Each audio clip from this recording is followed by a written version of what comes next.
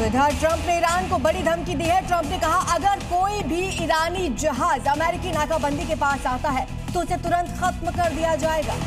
कहा इसके लिए वही तरीका इस्तेमाल होगा जिससे समुद्र में ड्रग तस्करों के जहाज रोके जाते हैं। आज भी यूएस के कमान की तरफ से एक ड्रग डीलर की बोट को उड़ाने का वीडियो जारी किया गया। ट्रंप ने कहा यही तरीका हम यहां भी आजमाएंगे। यदि कोई भी ईरानी जहाज हमारी नाकेबंदी के पास आता है तो उसको तुरंत नष्ट कर दिया जाएगा, उसी तरीके से जैसे हम समुद्र में नावों पर सवार ड्रग डीलरों पर एक्शन लेते हैं। इसके साथ ही ट्रंप ने कहा कि ईरान पर नाकेबंदी लागू करने के लिए 15 से अधिक अमेरिकन वॉरशिप तैनात है, जो ईरान की किसी भी साजिश या हमलों को नाकाम कर सकती हैं। अमेरिकन नेवी की एंट्री के बाद अब हॉर्मुज में जंग और तेज होने वाली है, क्योंकि अब ईरान और अमेरिका हॉर्मुज में आमने सामने आ गए हैं। और इसी बीच एक बड़ी खबर है, अमेरिकी राष्ट्रपति डोनाल्ड ट्रंप ने ईरान को लेकर एक बड़ा बयान दिया। ट्रंप ने कहा कि दूसरी तरफ से समझौते की पहल हो रही है, लेकिन अमेरिका दबाव में नहीं आएगा। उन्होंने आरोप लगाया कि ईरान दुनिया को ब्लैकमेल कर रहा है। ट्रंप ने साफ किया किसी भी हालात में ईरान को परमाणु हथियार नहीं बनाने देंगे। डोनाल्ड ट्रंप ने कहा कि ईरान समझौता करना चाहता है, दबाव डाला जा रहा है, लेकिन हम परमाणु हथियार नहीं बनाने देंगे।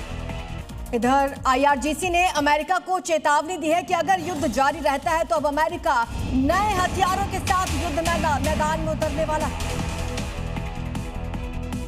अगर ऐसा होता है तो ईरान की भी युद्ध रणनीति नहीं होगी। IRGC के ब्रिगेडियर जनरल हुसैन मोहिबी ने कहा कि अब ईरान का मुकाबला करना अमेरिका के लिए आसान बिल्कुल नहीं होगा। दरअसल ट्रंप ने कहा था कि नए हथियारों का इस्तेमाल करेंगे। इस पर ईरान ने भी कहा कि हमारे पास भी जखीरा बना हुआ है। ब्रिगेडियर जनरल हुसैन मोहिबी ने कहा है कि अगर युद्ध जारी रहा तो ईरान पहली बार अपनी ऐसी सैन्य क्षमताओं का प्रदर्शन करेगा जिनके बारे में दुश्मन को अब तक कोई जानकारी नहीं है। उन्होंने ये भी दावा किया कि ईरान युद्ध के नए तरीकों को सामने लाएगा जिन्हें काउंटर करना दुश्मन के लिए बेहद मुश्किल होगा। ईरान के इस बयान को क्षेत्र में बढ़े तनाव के बीच एक बड़ी चेतावनी के तौर पर देखा जा रहा है।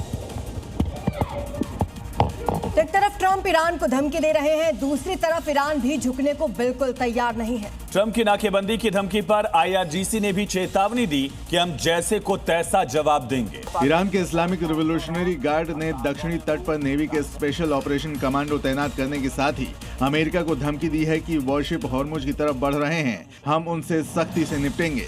इसके साथ ही ईरान ने आगे कहा कि अमेरिका इजरायल के जहाजों को हॉर्मुज से आने जाने की इजाजत नहीं है। खतल अल अंबिया मुख्यालय के प्रवक्ता ने कहा कि ईरान के समुद्री इलाके की रक्षा करना एक नेशनल रिस्पॉन्सिबिलिटी है।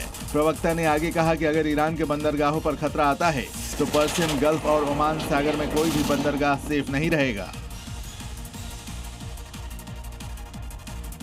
चलिए आगे बढ़ते हैं, देखते हैं अलग अलग राज्यों से आ रही 5 बड़ी खबरें। MP के पन्ना में एक हैरान करने वाला मामला सामने आया, जहां खेत में लगी आग बुझाने पहुंची फायर ब्रिगेड की गाड़ी खुद ही आग का गोला बन गई। हादसे के बाद इलाके में अफरा तफरी मची, दूसरी दमकल की गाड़ी पहुंची, आग पर काबू पाया गया। यूपी के महाराजगंज में एक दर्दनाक सड़क हादसे में 3 बाइक सवारों की मौके पर ही मौत हो गई। दरअसल तेज रफ्तार रोडवेज बस ने बाइक को कुचल दिया, जिससे बाइक सवार तीनों युवकों की मौके पर ही मौत हो गई। पुलिस ने बस ड्राइवर को हिरासत में लेकर जांच शुरू कर दी। यूपी के बहराइच में त्योहारों को देखते हुए पुलिस पूरी तरह मुस्तैद है। सुरक्षा व्यवस्था पुख्ता करने, असामाजिक तत्वों पर नकेल कसने के लिए पुलिस ने फ्लैग मार्च भी निकाला। संवेदनशील इलाकों में सुरक्षा का जायजा लिया गया है। यूपी के सीतापुर में अवैध कब्जे और प्लॉटिंग पर प्रशासन ने सख्त कार्रवाई की। खैराबाद इलाके में बिना नक्शा पास कराए 18 बीघा जमीन पर प्लॉटिंग की जा रही थी, जिसे बुलडोजर चलाकर जमींदोज कर दिया गया। नगर मजिस्ट्रेट की इस कार्रवाई से भू माफियाओं में हड़कंप है। और छत्तीसगढ़ के सारंगढ़ में जंगलों में भीषण आग लगने से हड़कंप मचा। तेजी से फैली लपटों पर वन विभाग की टीम ने देर शाम कड़ी मशक्कत के बाद काबू पाया। गनीमत रही कि समय रहते आग को बुझा लिया गया।